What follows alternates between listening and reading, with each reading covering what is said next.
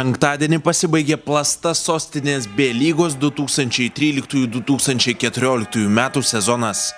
Lietuvos edukologijos universiteto didžiojoje salėje paskutinėse sezono rungtynėse dėl trečiosios vietos kovojo Vilniaus Ugniagesio ir Sadolin komandos. Mažojo finalo mačas klostėsi išties permainingai. Pirmą rungtynių dalį užtikrintai pirmavo Sadolin krepšininkai, kurie antrajame ketvirtyje buvo pasiekę 9 taškų pranašumą. Tačiau po ilgosios pertraukos ugniagesiai tarsi atgimė ir surengė sėkmingą atkarpą 9-0 ir grąžino rungtynėms intrigą. Nors neilgam, sėkmingo žaidimo receptą atradę gaisrininkai ėmė tolti nuo varžovų, kol galiausiai ketvirtojo ketvirčio pabaigoje susikrovė solidžią 20 taškų persvarą. B lygos mažojo finalo rungtynės baigėsi rezultatu 90-69. Nugalėtojo ekipoje išsiskyrė Tomas Markevičius įmetęs 22 taškus, Aras Bražiūnas pridėjo 18.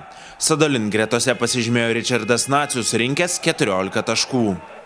Pradėjom varžybas pakankamai sunkiai, buvom šiek tiek apsnūdę, bet po truputį judėjom į priekį, tikėjom savo jėgom. Matėm, kad varžovai neturi aukštų žaidėjų, stengiamės žaisti daugiau iš po krepšio.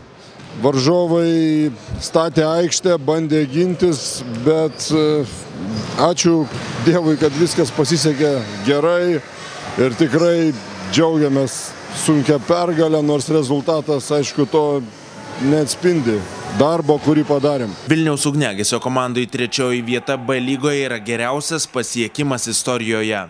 Praėjusiame sezone ši ekipa užėmė 7. vietą.